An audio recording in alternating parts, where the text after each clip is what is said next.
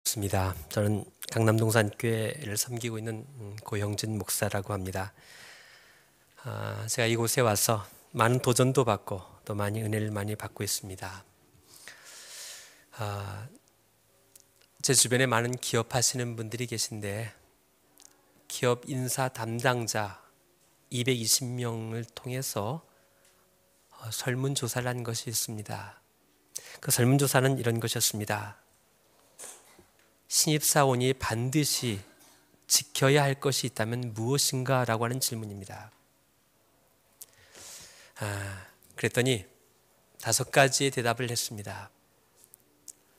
그 5위가 뭐냐면 복장과 용무는 깔끔하고 단정하게 입는 직원이었으면 좋겠다. 4위는 불평불만하지 않는 직장인이었으면 좋겠다.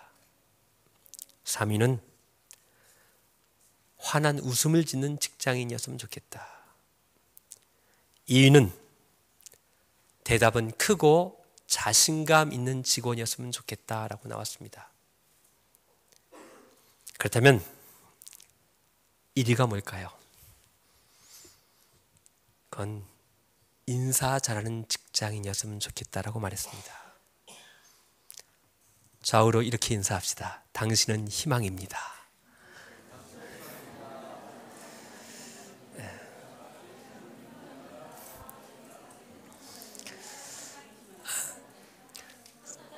저희 교회 예배 시작 전에 선포되어진 이 인사말이 당신은 희망입니다라는 말입니다.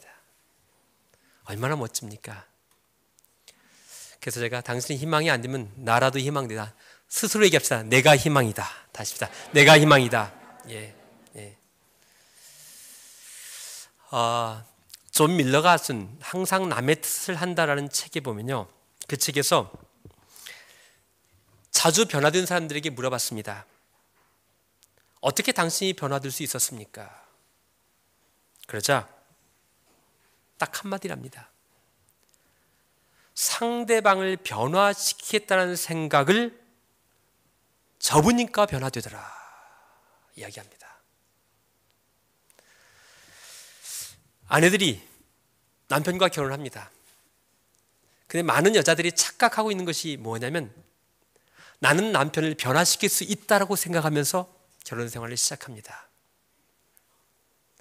우리 여자분들이 계신데요, 변화되던가요?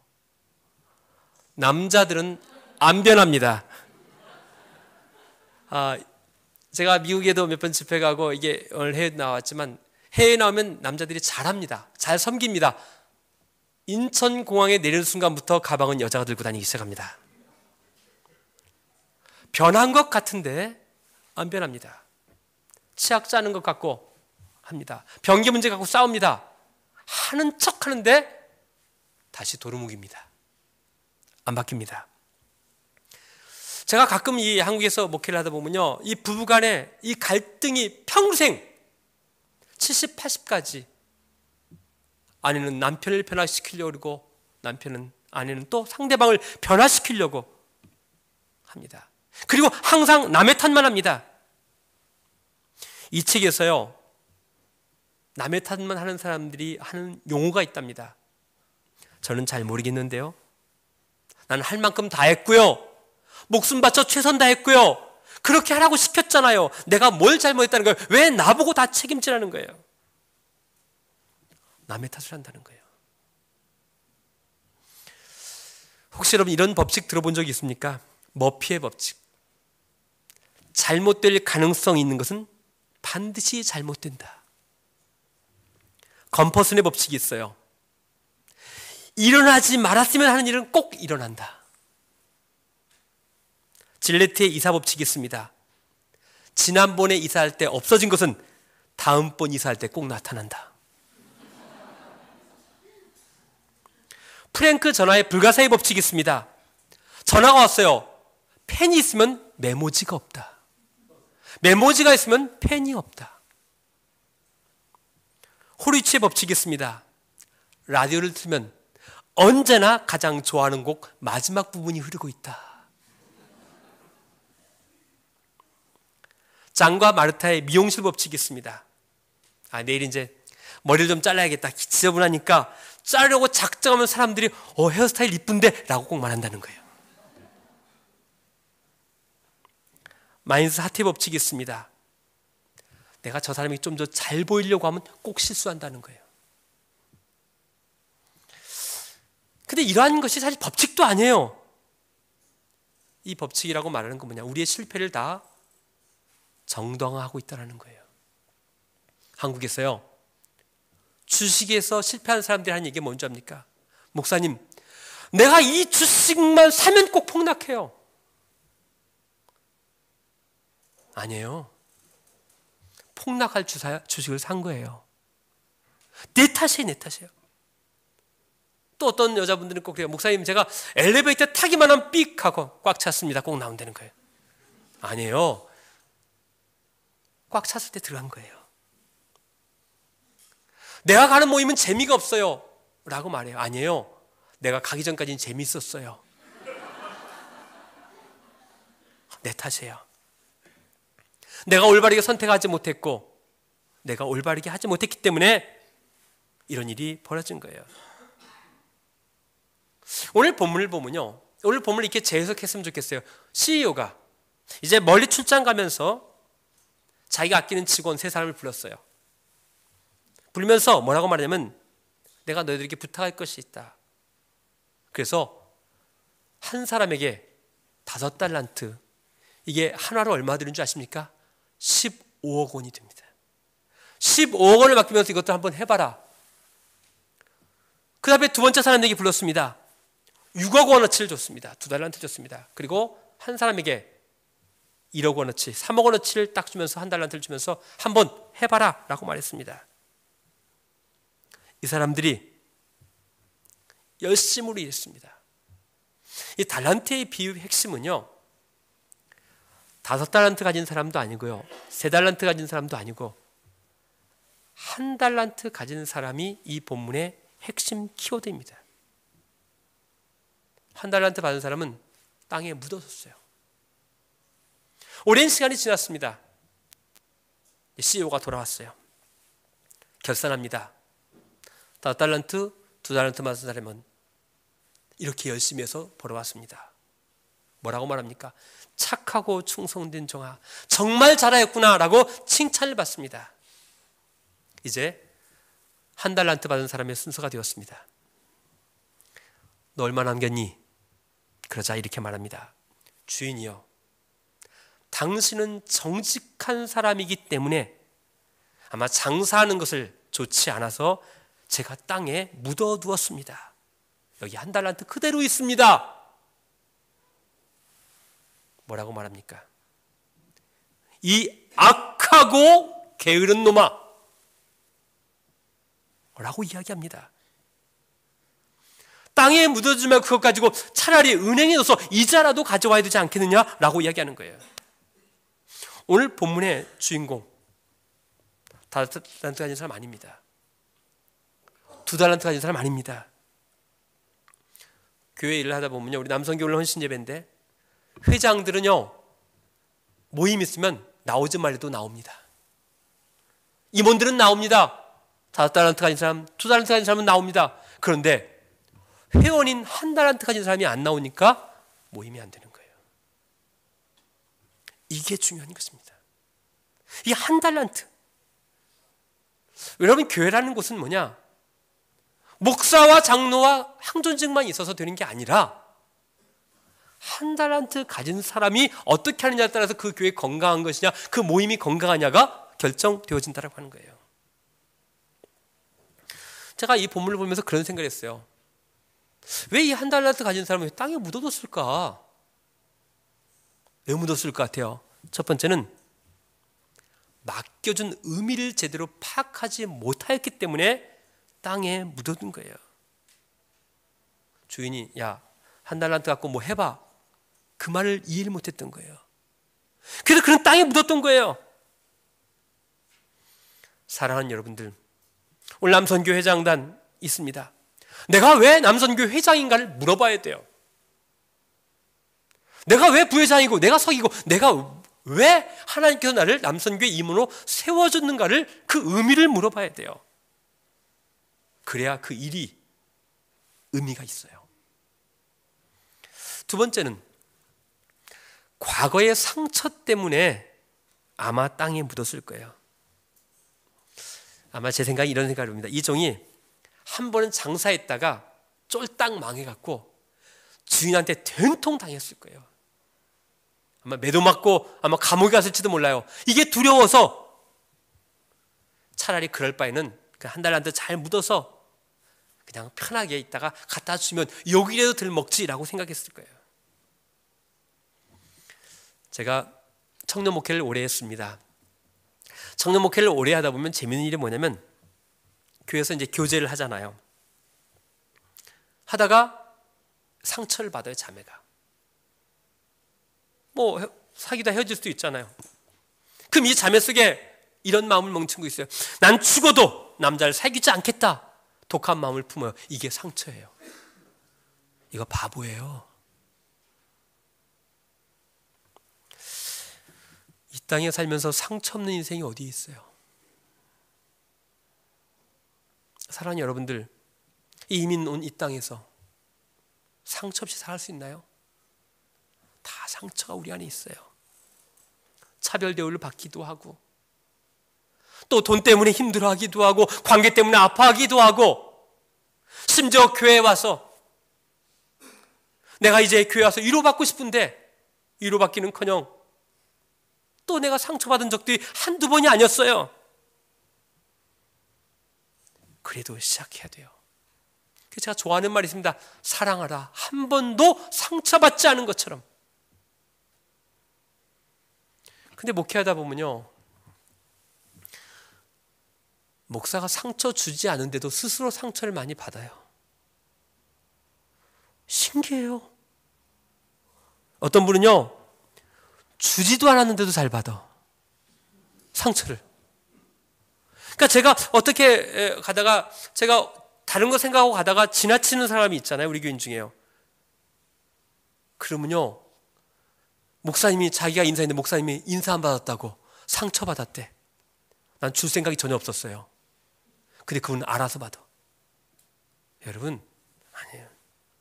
또 없는 것도 찾아가면서 상처받는 분이 있어요. 설교 시간에 이렇게 얘기하잖아요. 전 사실 이 교회에 와서 제가 교인들을 모르니까 무슨 얘기든지 할 수 있어요. 그런데 목사님이 어느 날 뭐 돈거래 하지 마라, 뭐 정치 얘기하지 마라, 무슨 얘기했다 그러면 목사님이 자기 얘기했다고. 사실 주지도 않았거든요. 근데 알아서 너무너무 잘 받으셔요. 어떤 분 심지어는요, 먼저 가서 상처받는 분도 있어요.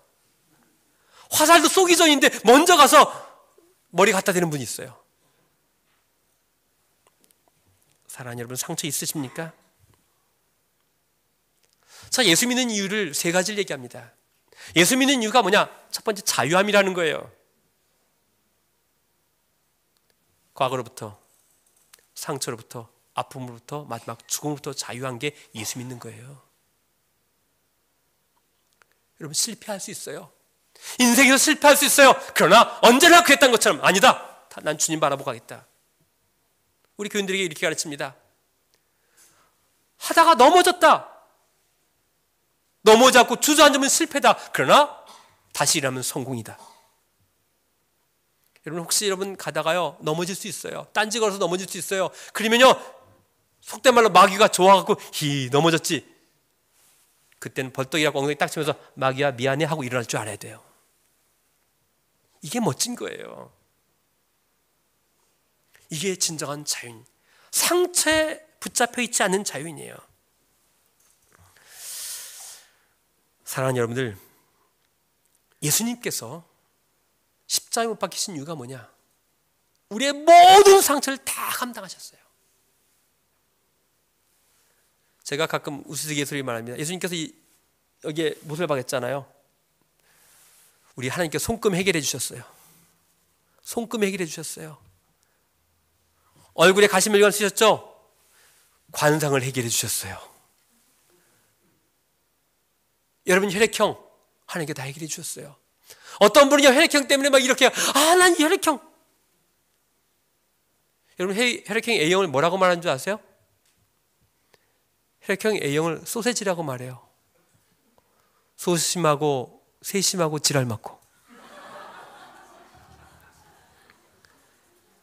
B형을 뭐라고 말하는 줄 아세요? 오이지라고 그래요. 오만하고 이기적이고 지랄 맞고. O형을 뭐라고 말하는 줄 아세요? 단무지라고 말해요. 단순하고 무식하고 지랄 맞고. A병을 뭐라고 말하는 줄 아세요? 참고로 제가 A병입니다. A병은 G입니다. 지랄 맞고 지랄 맞고 지랄 맞고. 혈액형에 붙잡혀 있지 마세요. 우리 혈액형은 뭡니까? C형.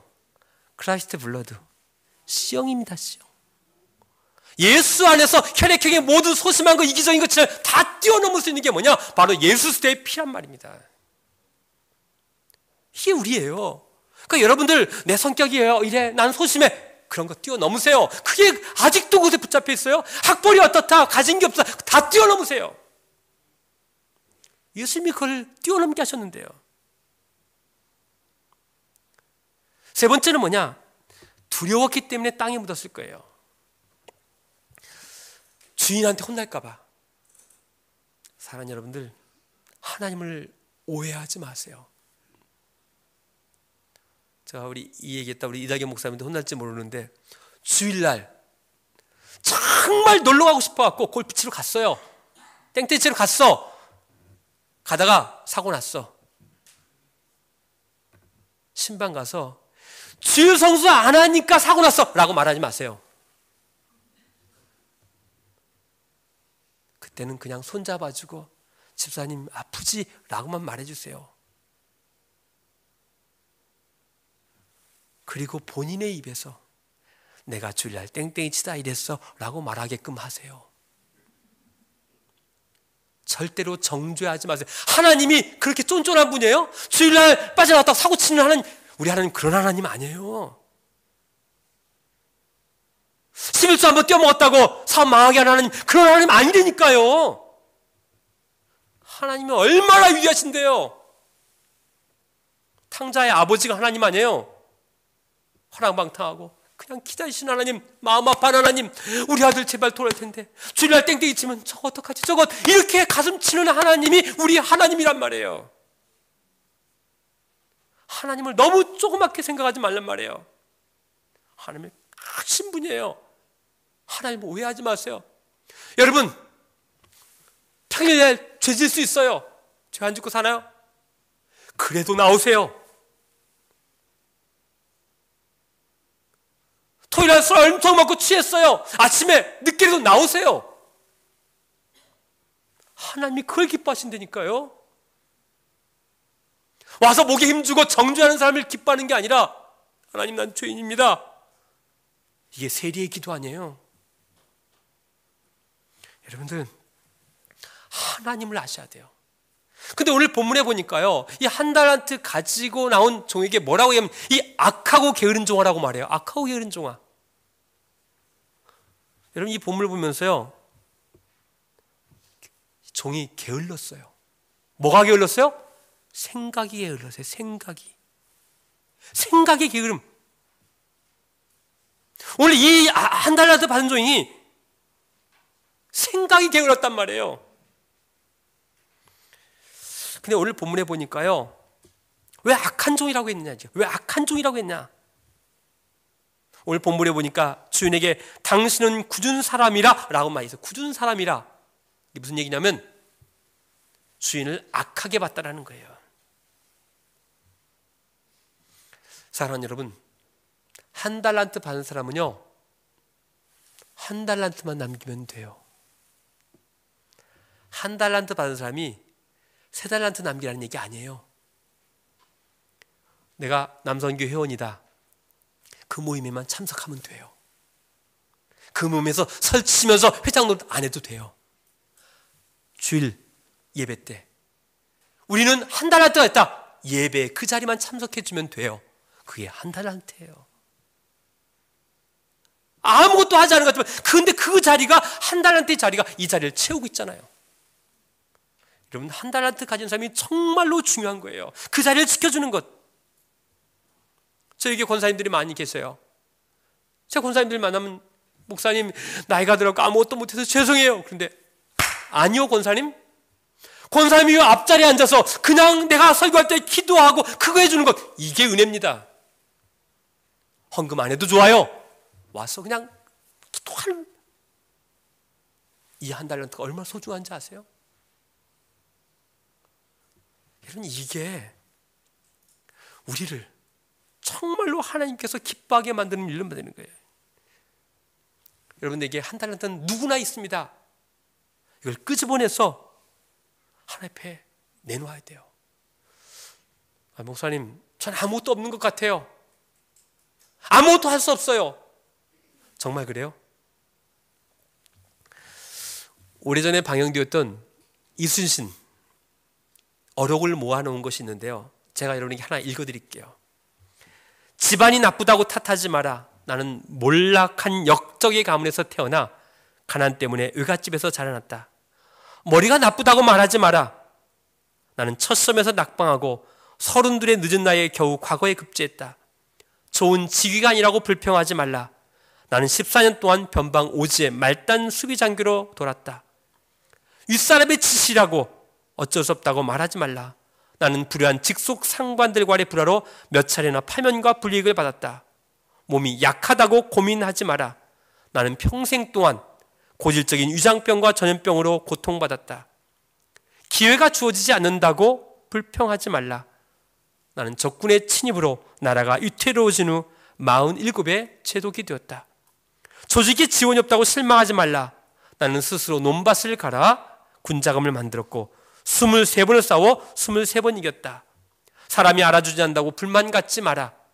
나는 끊임없는 임금의 오해와 의심으로 모든 공을 빼앗긴 채 옥살이를 해야 했다. 옳지 못한 방법으로 가족을 사랑한다 말하지 말라. 나는 20살의 아들을 적의 칼날에 잃었고 또 다른 아들들과 함께 전쟁터로 나섰다. 죽음이 두렵다고 말하지 마라.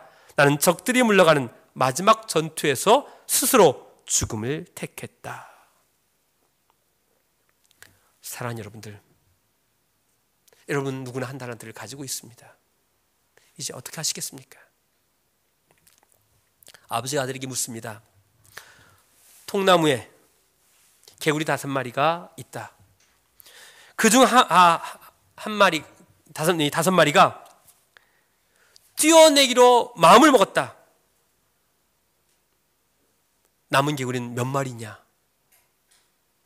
그 아들이 말합니다. 한 마리도 없어요. 아니다. 5마리 그대로다. 왜 아버지? 5마리가 뛰어내기로 마음만 먹었지 뛰어내리지는 않았다. 혹시 지금까지 살아가면서 무엇인가 시작하려고, 변화하려고 마음을 먹었습니까? 마음만 먹었지 아무것도 하지 않았잖아요. 버나드 쇼가 하는 이야기가 있습니다. 우물쭈물 하다가 내 이럴 줄 알았지. 이게 묘비명이에요. 우물쭈물 하다가 내가 이럴 줄 알았지가 묘비명이란 말입니다. 미국 펩시콜라의 전 최고 경영자 로저 엘리코가 멋진 말을 했어요. 어떤 결정을 내려야 할 때 가장 좋은 것은 올바른 결정이고 다음으로 좋은 것은 잘못된 결정이며 가장 나쁜 것은 아무 결정도 하지 않은 것이다. 여러분, 이렇게 말할 수 있습니다. 난 지금까지 최선을 다하며 살아왔습니다. 아니요, 이거 갖고 안 돼요. 다 최선을 다했거든요. 최선은 기본이고 최선을 뛰어넘어 다르게 살아야 합니다. 이게 예수쟁이의 삶이에요. 세상 사람들도 열심히 뛰고 기독교인도 열심히 뜁니다. 그거 갖고 안 돼요. 다르게 살아야 되는 거예요. 이게 변화예요. 세상 사람들과 함께 경쟁합니다. 그런데 그들은 주일에도 열심히 일합니다. 우린 예배드립니다. 똑같이 경쟁할 수 없습니다. 달라야 돼요. 여러분에게 주어진 이 한 달란트를 어떻게 하나님 앞에 드릴 것인가를 고민하며 살아야 돼요. 제가 해밀턴에 가서 예배 인도하고 제가 주례한 친구가 그쪽에 살아서 저녁 식사를 함께 하면서 여러 가지 이야기를 좀 나눴습니다. 나누면서 제가 그랬어요. 아무 생각 없이 그냥 있으면 아무 생각 없이 죽게 된다. 해밀턴 가니까 더하더구먼요. 그냥 조용히 일주일에 한 번도 안 나간대. 그러다가 늙고 죽는 거예요. 제가 여러분들에게 제가 한번 여러분들을 위해서 그 마지막 제가 시를 하나 읽어드리고 오늘 말씀을 마치려고 합니다. 어느 95세 어른의 수기입니다. 이게 동아일보에 실렸던 거예요. 나는 젊었을 때 정말 열심히 일했습니다. 그 결과 나는 실력을 인정받았고 존경을 받았습니다. 그 덕에 65세 때 나는 당당한 은퇴를 할 수 있었습니다. 그러던 내가 30년 후인 95세 생일 때 얼마나 후회의 눈물을 흘렸는지 모릅니다. 내 65년의 생애는 자랑스럽고 떳떳했지만 이후 30년의 삶은 부끄럽고 후회되고 비통한 삶이었습니다. 나는 퇴직 후 이제 다 살았다, 남은 인생은 그냥 덤이다 라고 생각했는데 그저 고통 없이 죽기만을 기다렸는데 덧없고 희망이 없는 삶 30년을 보냈습니다. 30년의 시간은 지금 내 나이 95세로 보면 3분의 1에 해당하는 시간입니다. 만일 내가 퇴직할 때 앞으로 30년을 더 살 수 있다고 생각했다면 난 정말 그렇게 살지는 않았을 것입니다. 그때 나 스스로 늙었다고, 뭔가를 시작하기 늦었다라고 생각했던 것이 큰 잘못이었습니다. 나는 지금 95세입니다. 정신이 또렷합니다. 앞으로 10년, 20년을 더 살지도 모릅니다. 이제 나는 내가 하고 싶었던 어학 공부를 시작하려고 합니다. 그 이유는 단 한 가지. 10년 후 맞이하게 될 105번째 생일날 95세 때 왜 아무것도 시작하지 않았는지 후회하지 않기 위해서입니다. 사랑하는 여러분들, 지금 무엇인지 시작하시기 바랍니다. 기도하겠습니다.